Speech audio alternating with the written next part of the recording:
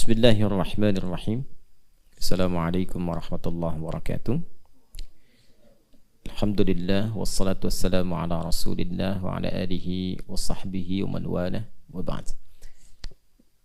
Teman-teman sekalian, di pertemuan yang lalu kita telah mempelajari tentang roadmap kehidupan manusia, peta jalan, peta hidup. Setelah kita membahas tentang esensi kehidupan kita, siapa ini kita ini, kenapa ada di dunia, apa yang dilakukan, kemana setelah itu, bagaimana dievaluasi. Nah, kita sudah membahas itu semua dan memahami dan menemukan siapa kita, keturunan siapa, tugasnya apa. Ya, bagi yang baru bergabung dicek lagi di awal jumpa kita saat i'tikaf. Pembahasannya ada. Kemudian setelah paham siapa kita, memahami peta jalan supaya tahu menjalani kehidupan itu seperti apa. Ya, karena kita ini diterangkan dari awal mula pembahasan termasuk keturunan Nabi Adam alaihissalam, karena itu disebut dengan Bani Adam, maka tugas yang sama yang diamanahkan oleh Allah kepada Nabi Adam alaihissalam itu pun diteruskan oleh anak cucunya yang berkehidupan di bumi. Karena memang hidup di bumi ini, al-ard ini, membawa misinya satu, untuk menjadi khalifah. Dengan 3 makna utama itu ya, yang saling menggantikan, yang membawa segala hal yang bermanfaat, serta yang menunaikan tugas dengan sukses dan membahagiakan. Apapun aktivitasnya. Nanti frame-nya ya, disebut dengan ibadah. Semua pekerjaan di muka bumi ini yang diniatkan sebagai ibadah maka menjadi amal saleh. Diberikan bekal awal berupa iman, kemudian setelah itu ilmu dan diteruskan. Nah, bagaimana membuat peta jalan hidup untuk memilih apapun yang bisa kita pilih sesuai dengan petunjuknya? Maka rumusnya keluarkan semua kata Bani Adam yang terdapat dalam Al-Quran. Kita sudah hitung itu ya, setidaknya berjumlah 7 bagian ya, 7 kata disebutkan dalam Al-Quran di beberapa surah yang berbeda.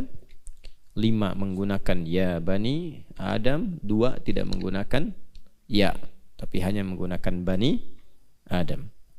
Terdapat di surah Al-A'raf 5 kali disebutkan, ayat 26, 27, 31, 35 dan 172.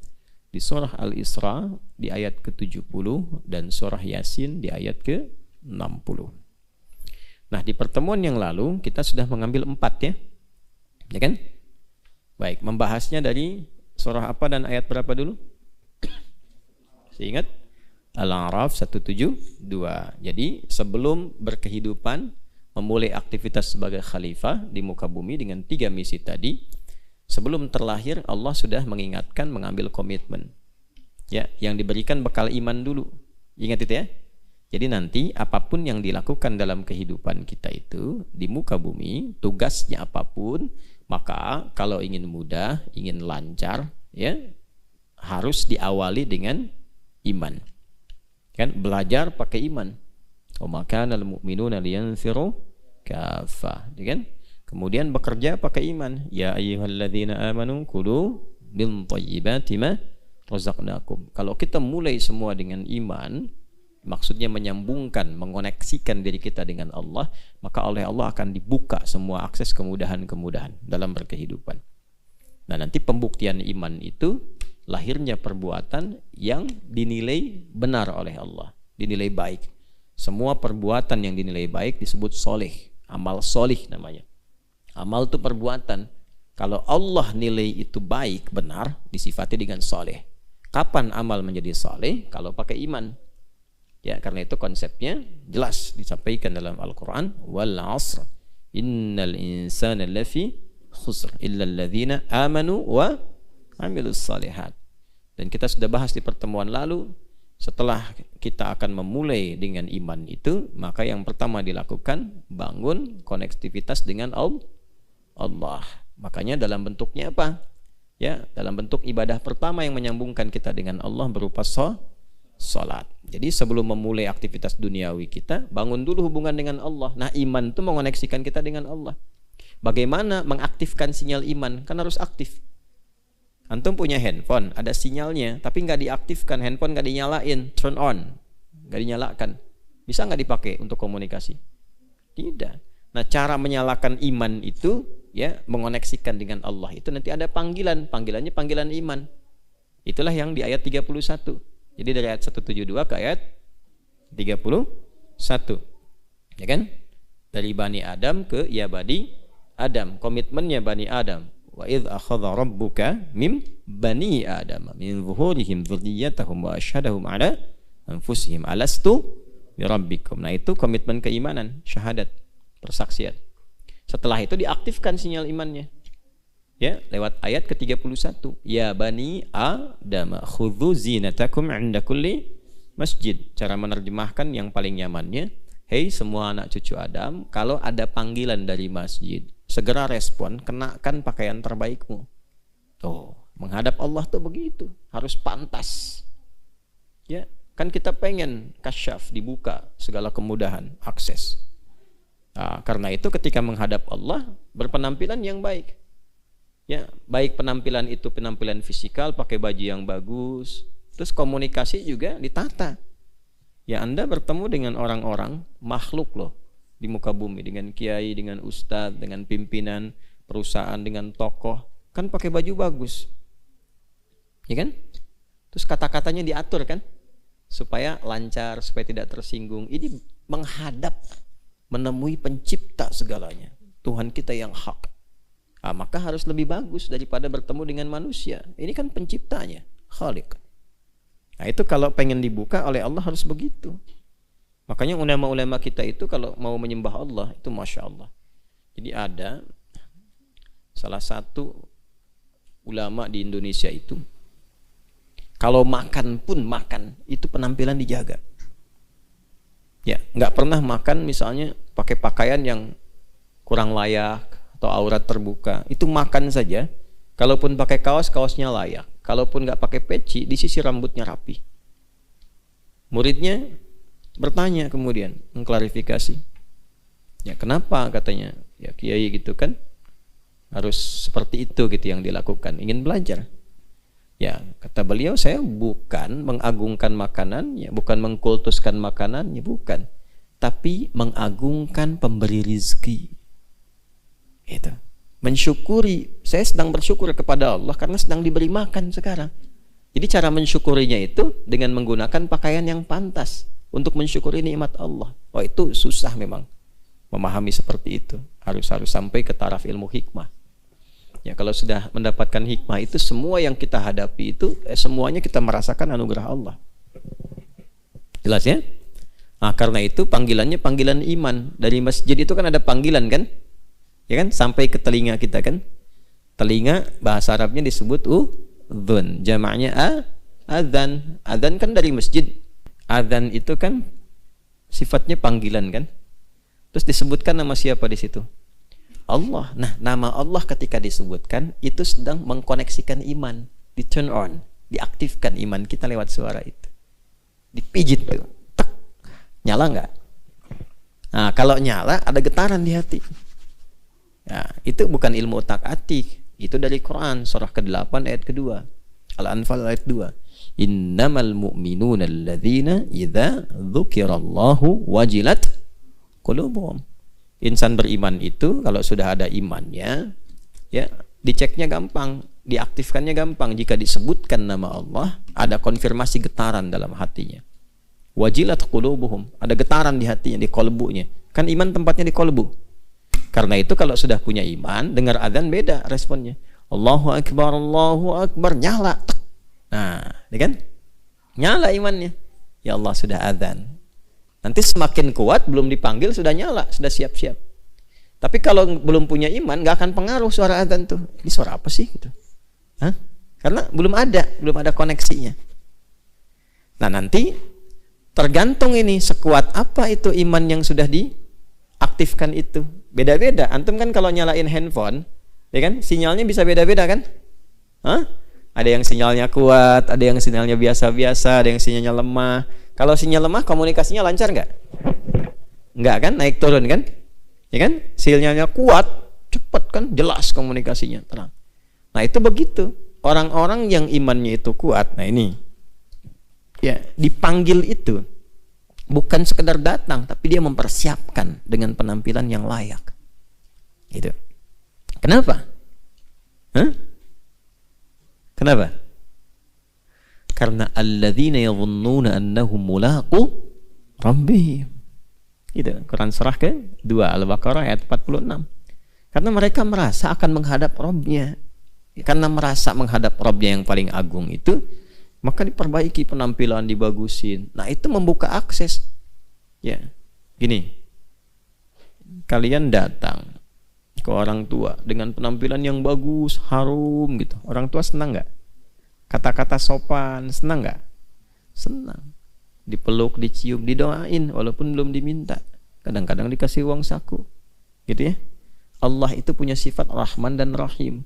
Kita datang dengan menghamba, tapi memuliakan diri kita dengan penampilan terbaik untuk mengagungkan Allah. Allah senang. Gitu ya. Nah, kalau Allah senang, semua dibuka. Makanya cara kita meningkatkan semua nilai-nilai aplikasi iman itu kan ujungnya disebut takwa. Kalau sudah takwa, kan diakumulasikan, takwa itu kan bentuknya itu refleksi dari iman. Pancaran iman itu takwa. Ya, bentuknya kan amal soleh kumpulannya.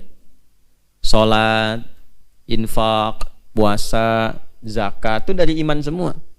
Alladzina yu'minuna bil ghaibi wa yuqimunas shalah wa mimma razaqnahum yunfiqun. Ya ayyuhalladzina amanu kutiba alaikumus syiyam. Kalau dikumpulkan semuanya jadi takwa nanti. Ya, makanya takwa itu kan selalu melekat ya dengan amal soleh kan. Puasa ujungnya takwa la'allakum tattaqun. Yang tadi itu yang kita sholat, kita infak, dibukanya dengan takwa. Hudal lil muttaqin. Kalau sudah takwa, akses dibuka. Iman ketemu takwa, dibuka langit dan bumi. Apapun yang mau kita dapatkan, Allah buka. Itu yang surat Al-A'raf itu. Ayat 96. Walau anna ahlal qura amanu wattaqaw la fatahna alaihim barakatim minas samai wal, dibuka pintu langit bumi. Jadi beraktivitas di bumi dibuka, akses ke langit cepat. Ya, itu gambaran kalau kita berdoa itu cepat dikabulkan. Itu kan kalau kita beraktivitas dimudahkan, dibuka. Mau ilmu pakai takwa, percepatan. Quran surah kedua akhir ayat 282, wattaqullaha wa yu'allimukumullah. Punya masalah cepat diselesaikan. Ya. Wa may yattaqillaha yaj'al lahu makhraja. Makhraja kan wa yarzuqhu min haitsu la yahtasib. Ingin bahagia, takwa. Wattaqullaha la'allakum tuflihun. Tuh. Itu aksesnya. Nah, untuk mempraktekkan itu semua amal soleh, setelah kita pengen meningkatkan iman, pengen punya akses takwa, kan mesti ada contoh kan yang mengajarkan. Maka masuklah kepada ayat yang ketiga. Kemarin kita bahas kan? Apa ayat selanjutnya? Ayat 35 tentang Rasul kan? Ya bani Adam imma yatiyannakum rusul. Makanya kalau pengen sholat, lihat Rasul contohkan. Ya kan? Jelas ya? Mau zakat, lihat keterangan dari Rasul sallallahu alaihi wasallam bagaimana ukuran-ukurannya. Mau haji, mau puasa, pasti ada ketentuan. Nah, indahnya dalam Islam tidak ada satu pun aktivitas kecuali Rasul memberikan petunjuk, mengajarkan, bahkan menyontohkan. Gitu. Itulah di Islam itu lengkap semua, koneksinya tersambung semua. Makanya nggak mungkin ini buatan manusia, sekali lagi. Ya, ini pasti Allah yang berikan, yang punya segalanya. Nah, kemudian setelah kita siap, bikin petanya itu, mau ngerjain apa, yang kemarin kan ini, terakhir ya, yang kita bahas itu, dari mulai ibadah sampai ke muamalah. Setelah itu apa? Setelah itu, mesti waspada, pelajari tantangannya. Nah, kalau mau ke sini kan lihat jalan, ya kan? Nah, kan ketahuan kan? Kalau lihat map itu ada merah kan? Terus ada laporan kan? Ya kan? Kalau nggak tahu di jalannya itu ada lubangnya, ya kan? Macetnya parah gitu, terjebak kan di situ. Kalau nggak tahu licin bisa terperosok, apalagi jalannya malam, ya kan? Maka apa yang harus dilakukan? Mesti tahu selain penunaiannya, ya kan? Juga tahu medannya. Selain tahu bagusnya, tahu juga tantangan-tantangannya. Ya, maka di Islam tuh mengajarkan seperti itu. Makanya kalau mau kemana pun dipelajari dengan baik. Mau bekerja juga begitu. Mau bisnis pelajari resikonya apa, tantangannya apa. Belajar juga begitu, harus tahu ke kampus mana ada apa aja. Kira-kira tantangan yang dihadapi akan apa saja. Itu. Mau belajar mata pelajaran apapun, lihat tantangannya apa. Itu lengkap di Islam itu. Mau berumah tangga juga dijelaskan. Ini masalah yang mungkin lahir. Enaknya di Islam itu kita belum alami, sudah diberikan petunjuknya. Coba di rumah tangga begitu akan menikah, jangan nanti kalian pas menikah baru belajar. Sebelum nikah belajar. Sudah ada ayat-ayatnya. Tugas laki-laki apa? Ar-rijalu qawwamuna 'alan nisa bima faddalallahu ba'dahum 'ala ba'dhin wa bima anfaqu min amwalihim. Setelah itu tugas perempuan, fas-salihatu qanitatun hafizatun lil ghaibi bima hafizallah. Setelah itu diungkap, ini kemungkinan ada masalah-masalah yang terjadi di rumah tangga. Ini loh diantara masalahnya. Teruskan.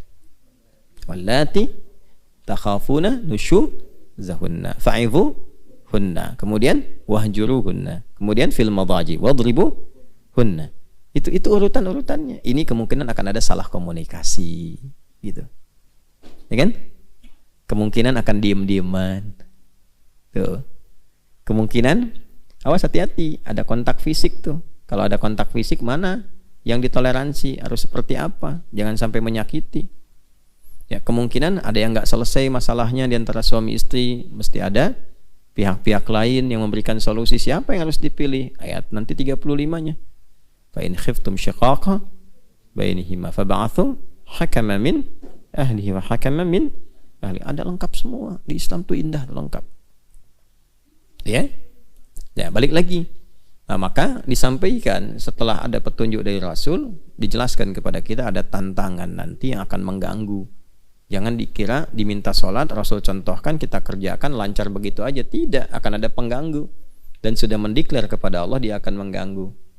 Ya, maka di situ diingatkan. Pindah lagi yang keempatnya Bani Adamnya. Surat apa ayat berapa? 7 ayat 27. Apa bunyinya? Ya Bani Adama la yaftinannakumus syaitanu kama akhraja abawaikum minal jannah. Disebutkan setan. Di setiap amal baik pasti akan ada setannya yang mengganggu kita supaya tidak menunaikan kebaikan itu. Di setiap ada yang soleh akan selalu ada godaan potensi untuk salah. Ingat itu ya. Nah, boleh bikin status. Di setiap amal soleh akan selalu ada godaan ya, yang mengarahkan pada potensi salah. Karena ada apa? Ada setan. Nanti kita akan belajar lagi. Nanti setiap itu cari lawannya. Setan lawannya siapa? Malaikat. Makanya dengarkan bisikan malaikat ketika ada provokasi dari setan. Akan selalu dua itu.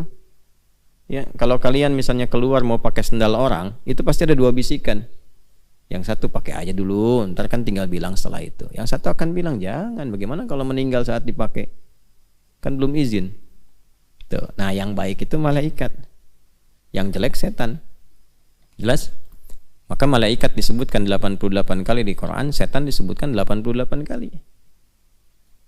Sama itu jumlahnya.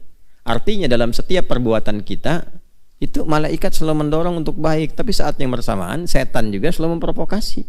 Antum mau ngerjain apapun, setan tuh selalu memberikan was-was. Apapun itu. Termasuk mau ngaji juga begitu. Apa dikira akan lancar saja? Tidak. Mau itikaf juga begitu. Selalu itu. Nanti saat yang bersamaan ada bisikan lawan berupa kebaikan. Itu pasti itu. Jelas ya? Baik, itulah yang 4 yang sudah kita bahas. Sekarang masuk kita pada bagian yang ke 5, 6 dan 7. Baik, kita bangun konektivitas dengan Allah. Kemudian kuatkan ibadah, pokoknya sholat. Lihat contoh dari Rasul, bagaimana mengajarkan di semua aktivitas. Waspada dengan setan, yang keempat. Yang kelima, 6 dan 7, berarti ada 3 ayat lagi yang belum kita tampilkan ya. Baik. Kalau sudah kita dapat poin ini, maka kita harus sudah mulai menata diri, menyiapkan. Ya. Jadi konsepnya kan sudah paham kan? Nah, maka eksekusi. Siapkan diri kita. Ya, kalau mau ke undangan itu udah tahu petanya, Udah tahu jalannya, dandan kan? Ya kan? Kayak baju yang rapi, udah disiapin semua kan? Nah, tinggal berangkat kan kemudian ya, udah tahu jalan, jadi lancar sampai ke tujuan. Undangan jam 10, setengah 10 udah datang, karena tahu waktu kan. Nah, maka kita pun sama, kalau sudah tahu, sudah paham, siapkan. Ya, tadi kan yang mau disiapkan apa? Iman, amal soleh kan? Akumulasinya jadi takwa kan? Maka yang kita siapkan agenda-agenda takwa, dan sudah tahu setannya menggodanya bagaimana. Jadi kita bisa atasi itu. Ya kan? Petunjuk Rasul untuk mempraktekkan semua ajaran itu seperti apa. Maka yang tinggal kita praktekkan bagaimana menyiapkan agenda takwa, mengenakan pakaian takwa kita supaya kita eksekusi. Nah, kira-kira dari 7 itu ayat yang mana tuh yang ada pakaian takwanya? 26. Ya bani Adam qad anzalna alaikum libasa yuwari sawatikum warisha. Terus walibasut taqwa dzalika khair. Itu ya. Ya anak cucu Adam, demi keagunganku aku telah turunkan kepadamu, berikan kepadamu pakaian yang menutup aurat. Nah, itu ada 2 maknanya. Ada secara fisikal, bahwa hidup kita itu akan tertutup auratnya, berpakaian yang benar. Jangan terbuka aurat. Aurat itu maksudnya begini, kalau kebuka jadi jelek. Aurat itu sesuatu yang terbuka, yang kalau kelihatan jelek itu aurat. Ya. Jadi aurat itu bukan tertutup, aurat itu terbuka. Sesuatu yang gak enak dilihat terbuka, makanya ditutup. Ya kan? Nah, kalau kelihatan jadi jelek namanya sau. Sau. Kalau jadi perilaku namanya su. Ya. Di sesuatu yang nggak enak terlihat itu sau namanya, sauatikum. Ya kan? Sudah? Qad anzalna 'alaikum libasa yuwari sauatikum wa risha. Risha di situ model yang bagus-bagus. Ya, silahkan, ini makna pertama, makna hakiki. Jadi silahkan kenakan pakaian yang bagus-bagus, modelnya mungkin juga bisa beraneka ragam kan. Ini baju-baju ya kita sebut baju koko kan, modelnya macam-macam kan. Silahkan, jadi fashionable orang muslim itu. Quran itu menuntun kita untuk menyesuaikan berpenampilan yang bagus. Silahkan, senyamannya.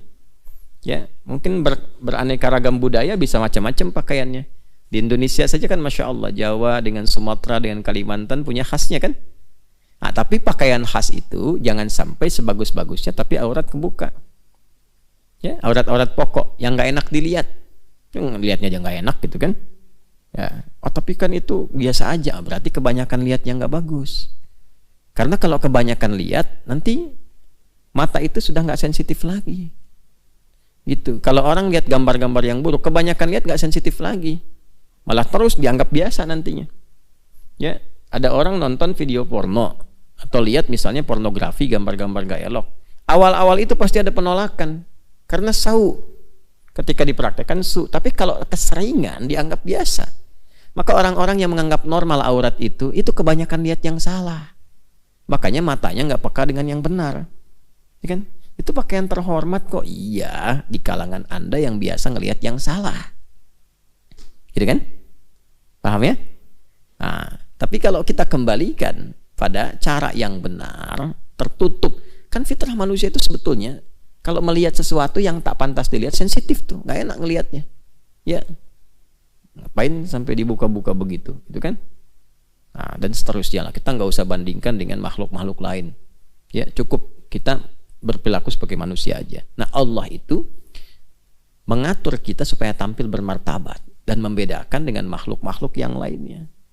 Karena nanti ada fitrah makhluk yang memang nggak berpakaian. Kalau berpakaian jadi aneh. Memang auratnya mesti tampil. Ya, kalau nggak tampil jadi aneh. Apa diantaranya? Hewan. Ya, coba kambing kasih pakaian, aneh. Ayam kasihin jaket, aneh. Ya, silakan. Singa kasihin sarung, aneh. Ya, jadi bingung malah gitu. Ya, jadi bingung karena memang konsep hidupnya seperti itu, dibuat itu untuk tampil apa adanya. Ya, jadi keindahan bahkan juga ketangguhan dan sebagainya ketika tidak pakai pakaian itu untuk binatang. Gitu ya. Nah, manusia berbeda, indahnya itu saat berpakaian. Ketika nggak berpakaian bikin gaduh. Ya. Jangan antum lah gitu ya. Ada orang telanjang tuh, dia masuk jalan tol pakai motor telanjang aja begitu bikin gaduh. Itu lepas dari Ragunan siapa tuh katanya kan? Ya kan hanya hewan yang tidak berpakaian. Manusia makanya aurat-aurat yang pokok yang harus ditutup itu mesti ditutup. Kalau enggak sau. Ya, sau tuh. Kemudian kalau jadi perilaku perilaku jelek. Ya. Sudah. Sau, orang Jawa bilang saru. Ya kan? Jelas? Nah, silahkan modelnya bisa diatur. Mau pakai jubah silahkan, mau pakai batik silahkan, ya, pakai pakaian gamis silahkan, baju-baju koko silahkan dan sebagainya silahkan. Yang penting modelnya menyesuaikan dengan tradisi masing-masing, nggak apa-apa. Nah, Islam itu adaptasinya itu indah, nggak banyak menyoal. Ya, jelas ya. Oh, dan nggak perlu muncul sentimen-sentimen. Oh, ini pakaian Arab nih, nggak nasional nih, nggak ada pakaian begitu. Ya, Pangeran Diponegoro pahlawan nasional bukan? Nasional, pakainya jubah. Coba lihat, Imam Bonjol pahlawan nasional bukan? Nasional, pakai jubah, atasnya pakai sorban. Dia kan? Dia kan? Kan tidak disebutkan pahlawan Nusantara kan? Pahlawan nasional. Dan di kita ini ragamnya diterima banyak, gak ada masalah. Oh, yang paling Indonesia yang pakai batik misalnya, tidak juga. Ya, yang penting kita mempraktikkan nilai-nilai keindonesiaan dengan baik. Jadi pakaian keislaman itu nggak dibatasi dengan sekat tertentu. Tuh, kalau di Indonesia mesti pakai batik, emang kafannya dari batik? Kan tidak juga. Pakai batik, alhamdulillah. Pakai jubah, alhamdulillah. Yang penting keragaman itu menyatukan kita, jangan saling mencela. Ya, saya senang pakai batik, pakai baju gamis, koko, pakai jubah, gitu kan? Tapi untuk menunjukkan bahwa semua ini layak untuk dipakai sepanjang menutup apa? Aurat. Jelas ya? Nah, cuma pakaian apapun sebagus-bagusnya intinya ada pada takwanya. Walibasut taqwa dzalika khair. Ya kan? Nah, jadi yang pertama itu maknanya makna hakiki. Ketika masuk libasut taqwa, maka itu masuk makna maknawi, majas namanya. Jelas? Jadi pakaian itu ada dua, yang dikenakan, nih yang material, hakiki. Yang kedua dari perilaku. Perilaku itu menentukan juga, perilaku itu seperti pakaian. Ya. Tapi pakaian pun akan mencerminkan penilaian orang sebelum kita berperilaku. Ya kan? Coba antum nih sebetulnya ahli Quran dan sebagainya, tapi pakaiannya dilusuhin, pakaian lusuh, terus tambal-tambalan, compang-camping, terus dikasih cemong-cemongan misalnya. Masuk ke mall. Kan? Jangankan ke mall lah, ke masjid aja. Masjidnya nggak usah yang di sini, ke Istiqlal sana. Kira-kira cara pandang pengurus Istiqlal bagaimana? Akan berbeda karena yang dilihat pertama kan penampilan. Nggak bisa antum misalnya don't judge people by its cover. Nggak bisa. Orang mau kelihatan begitu bukan cover namanya, kan? Nggak bisa. Ya itu tuh kalau sewajarnya, ya. Jangan lihat orang berdasarkan penampilannya dulu. Enggak, penampilan itu menentukan. Dalil Qurannya kan tadi begitu. Maka tampil yang sewajarnya, jangan membuat orang itu merasa resah dengan kehadiran kita. Ya, jelas? Nah, tapi yang kedua, sebagus-bagusnya berpakaian, kalau perilakunya buruk pun, tetap penilaian orang akan jadi buruk. Bagus nih, pakai dasi, pakai jas, wah keren. Nah, sepatunya nggak usah disebut merek lah. Saya tidak ingin mengendorse. Pokoknya bagus lah. Dari atas kepala sampai kaki pakaian nilainya 1 miliar misalnya. Tapi korupsi. Dan itu hasil nyolong. Kan? Terus ketahuan. Kira-kira respon orang baik tidak? Tidak. Karena itu mengenakan pakaian apapun itu pakaian takwa yang paling bagus. Perhiasan terbaiknya adalah perilaku yang disulam dengan nilai-nilai takwa. Walibasut taqwa dzalika. Ya. Tahu dari mana makna takwa di situ? Itu adalah makna sikap perilaku yang dibawa dalam pergaulan. Nanti ditafsir di Quran surah 49 ayat 13. Ya ayyuhan nasu inna khalaqnakum min dzakarin wa untha wa ja'alnakum syu'uban wa qabaila li ta'arafu. Teruskan, inna akramakum 'indallahi atqakum. Silahkan bergaul. Mungkin beda daerah. Ini kan yang ada di sini.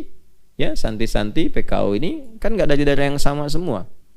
Lombok, ya kan? ada yang dari Medan, Medannya juga beda-beda. Ya, kan daftarnya Medan aja. Padahal belum tentu kan, mungkin dari Medan masih 100 kilo.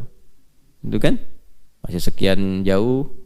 Ya, ada yang dari Madura, bilangnya Madura kan. Padahal mungkin Sumenep gitu, ya kan? Nah, nyebrang pulau lagi kan. Ya nggak ada masalah, bagus itu. Ya, ada yang dari Depok, Bekasi, ada yang dari Aceh, dari macam-macam. Mana-mana. Nah, itu syu'ub namanya. Dari Jawa sukunya mungkin bisa beda-beda. Dari Sumatera bisa beda-beda. Marganya kan lain-lain. Ada Nasution, ada Hasibuan, ada Lubis, itu kan? Dan seterusnya. Nah, jangan sampai menjadi sekat bagi kita untuk bergaul. Silahkan saling mengenal, lita'aruf. Ya, bukan litakhosum. Untuk saling berkenalan, bukan saling bermusuhan. Islam itu menyatukan. Makanya kalau Anda belajar, ikut ta'lim dimanapun, materinya menyatukan. Jangan sudah belajar, kok setelah itu jadi pandai misalnya untuk mencela orang lain. Jadi bertentangan dengan isi Quran. Makanya saya suka bingung, ini belajar Qurannya yang mana ya gitu. Ya kan? Kan dakwah itu dengan hikmah kan? Ud'u ila sabila rabbika bil hikmah. Gitu. Bukan bil fitnah. Gitu kan? Jadi bukan dengan melahirkan pertentangan. Walaupun alasan-alasan itu jelas, teorinya misalnya ini salah, tapi sesalah-salahnya pun ada cara menyampaikan supaya tidak menimbulkan masalah. Yang salah itu kan bukan yang salah itu kan diperbaiki, bukan dihujat. Firaun salah kan? Allah utus Musa dan Harun memperbaiki kan? Bukan untuk menghujat kan? Itu aja gampangnya begitu. Ya kan? Idhaba ila fir'auna innahu tagha faqula lahu qawlan layyina. Tuh. Katakan dengan lembut, la'allahu yatadzakkaru au yakhsha. Surat apa? Thaha ayat berapa? 43 sampai 44. Gitu. Nah, itu caranya. Jadi kalau kita paham dengan itu semua, bergaul itu enak. Cukup setan aja yang jadi musuh, itu aja udah repot kita. Setan, tuh, musuh kamu. Ya. Itu setan satu aja udah repotnya. Tidur diganggu, bangun tidur diganggu.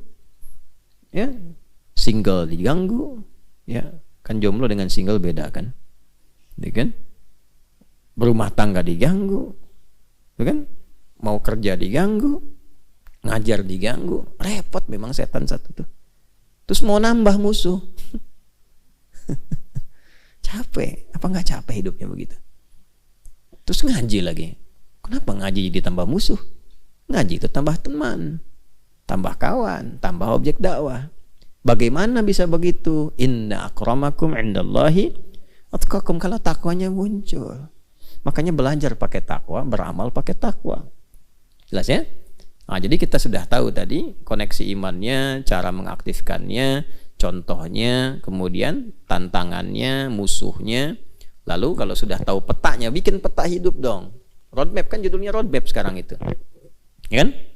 Jalan hidup, peta kehidupan. Ya kan? Kalau sudah paham dengan itu semua, boleh dibikin. Nah, lalu pede lakukan. Pede karena kita itu dicipta oleh Allah sebagai makhluk terbaik, yang mulia. Ini ujung kepala sampai ujung kaki ini mulia semua nih. Terhormat kita itu. Makanya saking terhormatnya muncul hukum haram. Haram itu kan akarnya hurmah. Diselap ke dalam bahasa Indonesia hormat.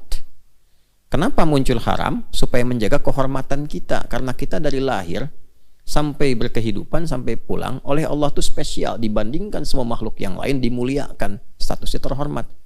Maka muncul ayat ke-6 Quran surah ke-17 ayat 70, Bani Adam lagi. Walaqad karramna Bani Adam, Quran surah 17 ayat 70.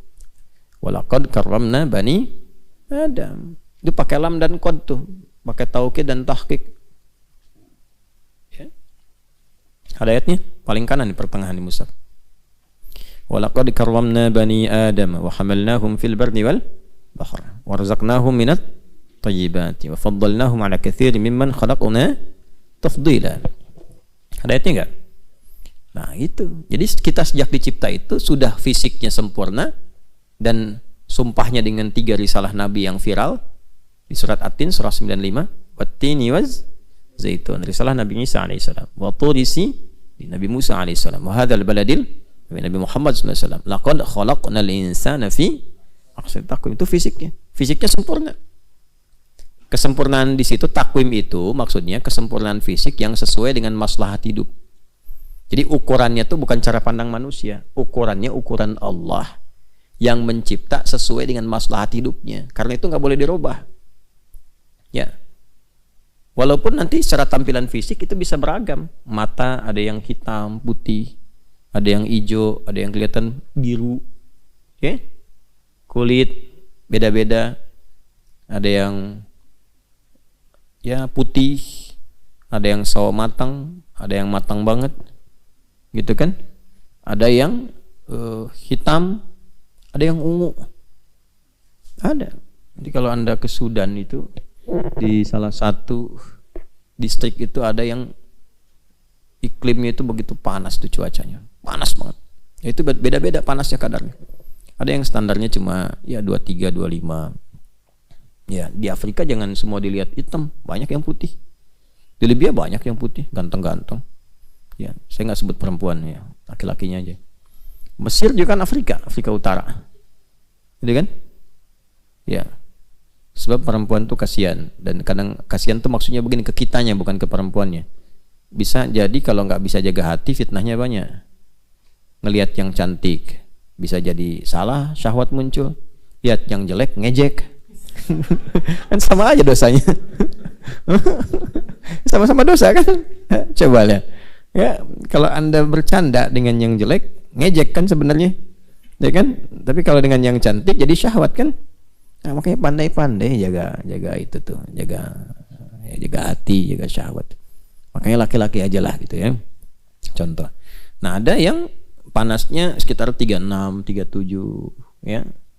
Dekat ke 40, coklat. Ada yang memang standarnya itu 40 ke 45, hitam. Ada yang rata-rata 50, kadang-kadang ke 55. Jadi kalau yang dari 26 ke situ, kayak kita nih kan paling-paling 26, 30-an lah gitu ya. Masuk ke wilayah itu yang 50, 55, waduh nggak bisa tidur. Ya. Itu subhanallah, kalau mau tidur itu nyiram air dulu, kasurnya disiram air dulu baru bisa tidur gitu. Tapi apakah itu Allah turunkan untuk menjadikan sifat rasial muncul di manusia? Bukan. Supaya mereka bisa mudah menyesuaikan dengan alam gitu. Di yang 55 itu 50-55, ya kenapa kulitnya itu sampai ungu? Ketika mereka keluar itu bisa menyesuaikan dengan alamnya, biasa aja kerja aktivitas nyaman, dan nggak akan merasa takut jadi hitam, udah ungu. Ya, tapi itu bisa menerima, jadi adaptasi dengan cuacanya tinggi.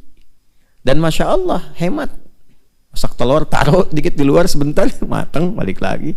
Jemur pakaian, saya pernah itu waktu di Libya, musim panasnya panas banget itu, ya baru nyuci cek keluar jemur, masuk lagi cek begitu keluar lagi udah kering masuk gitu. Ya masya Allah, bersyukurnya banyak banget sama Allah tuh. Bersyukur. Jadi cara melihatnya begitu. Gitu ya. Nah, ini kembali kepada apa yang kita bahas tadi, secara fisik sempurna. Jadi jangan pernah melihat diri ini beda dengan orang, tidak. Ya, karena memang kita secara pribadi punya misi. Nah, setiap tampilan kita ini itu sesuai maslahat hidupnya. Kalau nggak begitu, jadi masalah nanti ke depannya. Kadang orang dari pesek pengen mancung, padahal dengan peseknya itu mungkin maslahatnya lebih banyak. Ya, lebih mendukung dia untuk pekerjaan tertentu, tampilan sesuai dengan keadaan dan sebagainya. Gitu kan? Ya, dan kalau merubah jadi bahaya nantinya. Jadi repot. Kan ukuran itu udah sesuai. Walladzi qaddara fa sesuai. Jadi antara hidung dengan ini, dahi ini, ya, di jidat ini, di dahi ini seimbang. Makanya kalau sujud itu pasti sesuai itu. Ya, ketika dahinya menempel, kan?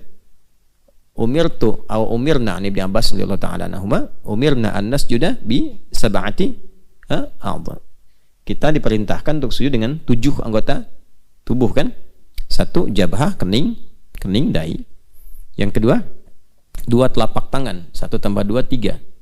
Yang ketiga 2 lutut, 3 tambah 2 5. Ya, 6 dan 7-nya mana? Ya, 2 jari atau jemari di 2 telapak kaki. Ya, 2 itu. Jadi 7. Nah, ukuran kesempurnaan bisa nyamannya, kening itu bisa lurus sampai ke belakang, kepala lurus, bagus gitu sujudnya. Nah, itu ada untuk menempelkan ini hidung, tapi isyaratnya itu hanya menunjuk ketika menyebutkan jabhah, ini menunjuk kepada hidung. Maksudnya apa? Ada keseimbangan antara kening dengan hidung. Kalau tempat sujudnya itu bagus, bersih seperti sekarang kita ini, maka hidung menempel itu akan lebih seimbang. Ya. Tapi kalau tempatnya misalnya ya diprediksi ada debu, walaupun bersih apa, tapi mungkin sensitif hidung apa, itu hidung bisa naik sedikit misalnya kan, tapi masih tetap seimbang bagus. Nah kalau dirubah dari pesek jadi mancung, nggak akan seimbang. Begitu mau nempel, pasti nyangkut dikit begitu. Ya kan? Ya. Makanya kalau antum namanya Picasso aja, nggak usah jadi Pinocchio. Jelas ya? Itu. Jadi nggak usah dimancung-mancungin, yang mancung nggak usah pesekin. Sebab ketika dia pesek jadi begini ntar sujudnya. Yang mancung jadi begini. Ya, paham ya? Ya sesuaikan aja apa adanya, sesuai dengan fitrah yang Allah telah berikan. Karena setan diantara godaannya begitu, provokasi tuh. Model berkembang bro, kan bro tuh masuk. Oh nggak bagus kalau nggak dirubah dulu aja dikit, tuh kan?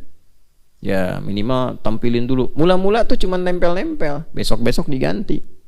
Sampai ganti ya gender sampai ganti gender, sampai ke kelamin. Itu ada ayatnya di Quran An-Nisa tuh ya, di ayat 118 19 itu kan, la'anahullah itu kan.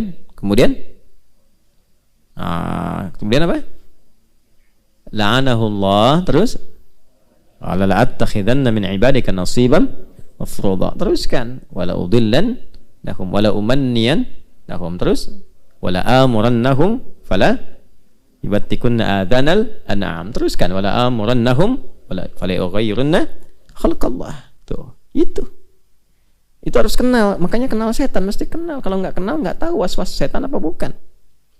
Gitu. Wala udillannahum, aku akan sesatkan, banyak dibikin tersesat. Wala umanniyannahum, aku kasih angan-angan, banyak menghayal. Ini waktu ngaji juga mungkin berhayal. Diayalin tuh. Tuh tempat-tempat setan tuh yang kotor-kotor, toilet. Makanya toilet itu puncak khayalan. Jangan lama-lama kalau masuk toilet. Kok belum keluar?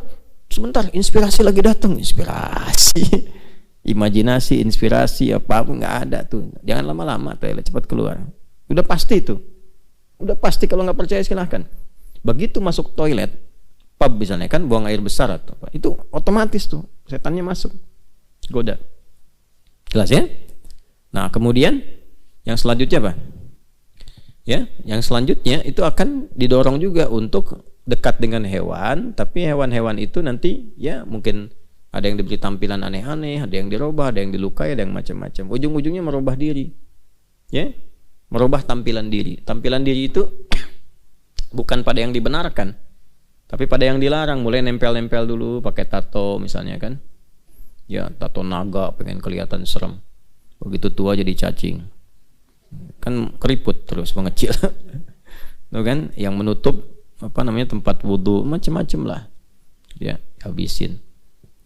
Setelah itu robah-robah diri, ya ganti, sampai kan terlihat sekarang fenomenanya kan, laki-laki pengen jadi perempuan, perempuan pengen jadi laki-laki, robah ini itu, dari merubah suara, kena razia malam-malam. Anda siapa? Nia Pak. Yang benar siapa? Nia. Nama lengkap Kurniadi. Oh kan, yang macam-macam. Ya, nggak usah aneh-aneh lah. Ya, baik. Nah, jadi yang kita ingin kembalikan, walaqad karramna bani Adam. Karena fisiknya sudah bagus, maka dimuliakan oleh Allah. Fungsinya jangan salah. Ini mata udah paling bagus. Karena bagus, fungsinya harus mulia. Jangan memandang yang jelek, karena akan jatuh kehormatan. Ya, nggak percaya apa? Orang-orang yang suka melihat gambar-gambar yang nggak bagus, kehormatannya jatuh. Coba kalau ketahuan dipublish, itu tuh suka ngelihat gambar-gambar pornografi itu, jatuh kan kehormatannya. Kan? Makanya mata pakai untuk memandang yang benar. Lagi-lagi nyambung ke Bani Adam pertama, pakai iman kalau mau benar. Turunlah surah Cahaya, surah ke-24 ayat 30 sampai 31 untuk perempuannya. Qul lil mu'minin, iman dulu, ya ghuddu min absarihim. Kapan ghadul basar itu? Ketika yang dipandang enggak bagus. Palingkan. Maka orang beriman memandang yang baik saja. Ini lisan. Lisan ini mulia. Kan tadi ayatnya walaqad karramna bani Adam gitu. Udah pakai bani Adam. Kami mulia kan cucu Adam itu. Karena mulia, lisannya istimewa, sempurna. Kesempurnaan itu jangan sampai dikotori, jangan diturunkan martabatnya. Maka berkatalah yang baik-baik. Man kana yu'minu billahi wal yaumil akhir falyakul khaira aw liyasmut. Makanya dilarang mencela. Haram hukumnya bikin hoax, gibah, haram. Haram itu dari kata hurmah. Ketika seseorang bikin hoax, itu sedang merendahkan kehormatan. Ketika mencaci, turun kehormatannya. Ada ustadz nih, bagus lagi ngajar, tiba-tiba mencaci maki orang. Mencaci maki orang, caci maki ustadz lain. Pasti diantara sekian jamaah itu akan ada yang gak sepakat. Turun kehormatannya. Apalagi direkam terus viral. Kan? Apalagi dipakai mencuri, pakai korupsi, dan seterusnya. Lalu ketangkap sama KPK, sama kejaksaan, polisi. Diekspos, disampaikan, ketahuan, kasihan. Kasihan tuh keluarganya maksudnya. Yang korupsi bapaknya, anaknya yang dibully. Itu kan? Istrinya yang capek.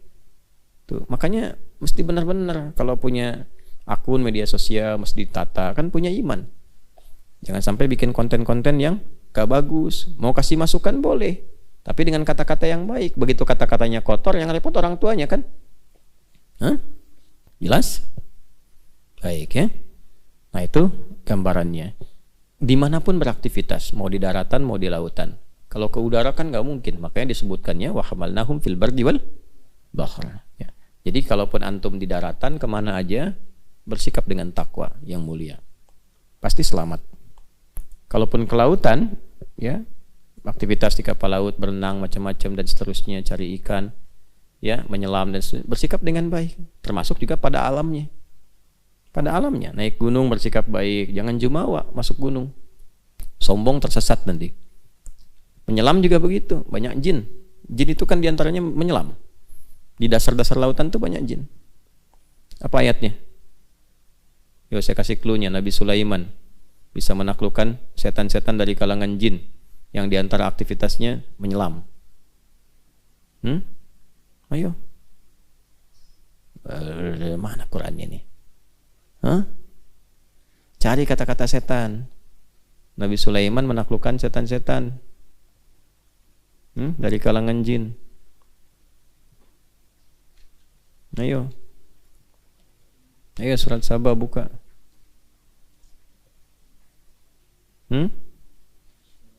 Terus? Mar, kencangin Mar suaranya Mar. Tegap Mar. Yo. Oh, surat apa?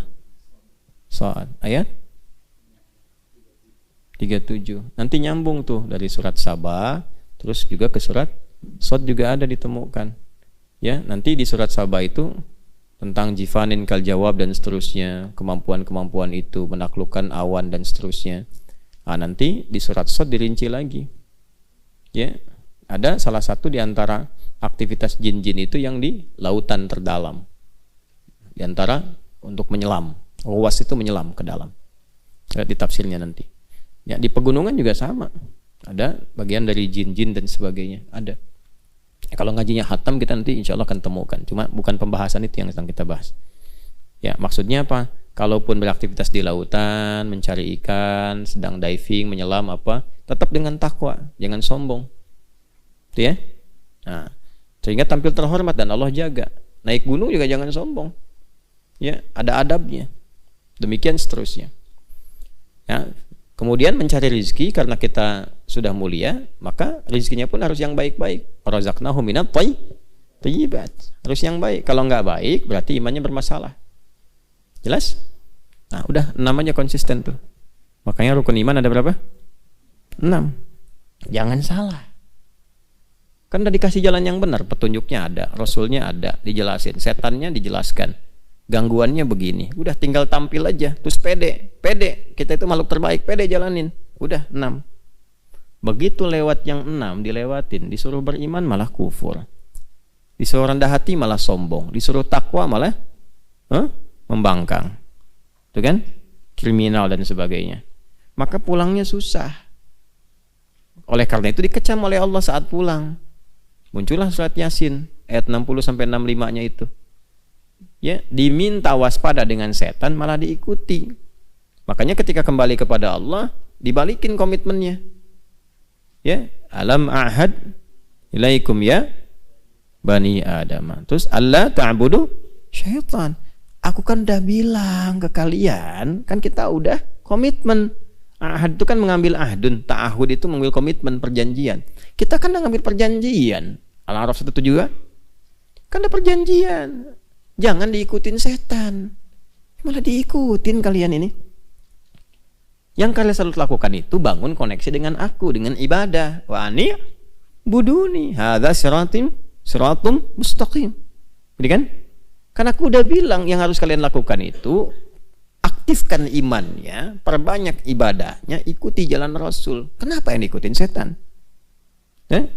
Walaqad adalla minkum jibillan katsira. Terus tuh, apa kamu nggak sadar? Akal kamu nggak dipakai. Aku kan kasih akal. Setan tuh kan banyak nyesatkan, kayak malah diikutin. Ya walaqad adalla minkum jibillan katsira. Tuh kan, tuh banyak disesatin. Apa kamu nggak sadar? Kan aku kasih akal, kamu bisa bedakan mana baik, mana benar. Ya, mencuri itu baik apa enggak? Enggak. Soleh atau salah? Salah. Udah tahu salah, akalnya mengatakan salah, masih mencuri. Bohong itu salah, masih bohong. Berselisih itu salah, masih saling mencela. Disesatkan. Setelah itu apa? Oh, jahanam. Udah masuk jahanam kamu. Tuh. Sama sekalian sama setannya sekalian diikutin, kan kamu ikut setan. Udah ikut setan sana ke jahanam. Gitu, masukin ke situ. Nah, jadi yang 7 itu nanti pengingat yang sangat dalam, alhamdulillah dikasih tahu dari sekarang supaya di akhirat tidak terlibat. Jangan udah dikasih tahu sekarang jauh-jauh hari, di akhirat masih terlibat. Awas nih. Besok pesawat take off jam 7. Ya, bis maghrib mau jelang isya di bandara udah dari jam 5 subuh, mau take off jam 7, nginep hotelnya deket bandara, masih ketinggalan pesawat. Kan deket situ tuh, ada tahu waktunya, siapin, dikasih tahu gate-nya ini, ininya gini, ini dan seterusnya. Nah sekarang dikasih tahu di akhirat nanti jangan sampai dikecam oleh Allah karena di dunia ikut-ikutan setan. Nah kita sedang di dunia, jangan ikut-ikutan. Jelas ya? Disiapkan dari sekarang untuk menghindari itu semua. Kalau enggak dikecam, udah masuk jahanam.